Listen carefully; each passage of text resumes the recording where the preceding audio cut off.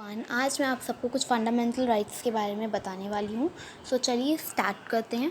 तो fundamental rights, the 6 fundamental rights of Indian citizen as declared in the constitution of India. 6 fundamental rights constitution of India के द्वारा provide किए गए। पहला है right to equality, right to freedom, right against exploitation, cultural and educational rights, right to freedom of religion, right to constitutional remedies. Initially, there was 7 fundamental rights, but right to property was later converted into legal right by the 44th Amendment of the Constitution in 1978. अब इन सब के बारे में मैं explain करती हूँ। Right to equality क्या होता है? राइट टू इक्वालिटी में कहा जाता है कि हम लोगों को बराबर समझा जाए, मतलब कुछ चीज़ों के बेस पे किसी को जज ना किया जाए, which is caste, colour, creed, sex, race etcetera. इन सब चीज़ों के बेसिस पे किसी को जज ना किया जाए और सबको इक्वल राइट दिया जाए। ऐसा ना हो कि कोई काला है तो उसको अलग वो मिल रहा है, कोई गोरा है तो उसको अलग उसके साथ अलग बिहेव किया जा रहा है। सबको इक्वल बिहेव किया जाए, क्योंकि हम सबको भगवान ने बनाया है, इक्वालिटी से बनाया है। तो लोग कौन होते हैं हम लोग के साथ अनइक्वालिटी करने के लिए?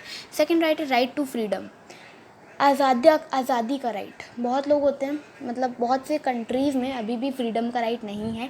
लोग अपनी मन मर्ज़ी से बहुत सी चीज़ें नहीं कर पाते, लेकिन भारत एक ऐसा देश है, भारत एक डेमोक्रेटिक कंट्री है जिसमें कि राइट टू फ्रीडम प्रोवाइडेड है। नेक्स्ट है राइट अगेंस्ट एक्सप्लॉयटेशन।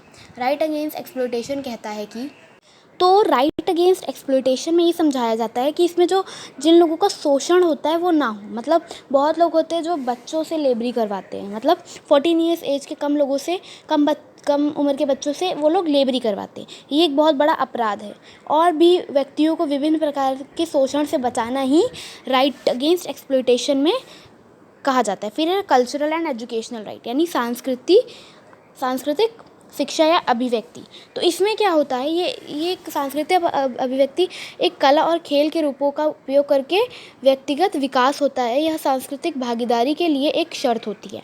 यह सामान्य शिक्षा है क्योंकि यह बच्चों और युवाओं को खेल, कला और संस्कृति के माध्यम से खुद की दुनिया से जुड़ने के सक्षम बनाती है। मतलब पढ़ने में और जो भी कल्चरल चीज़ें होती हैं उसमें राइट देना। फिर है right to freedom of religion.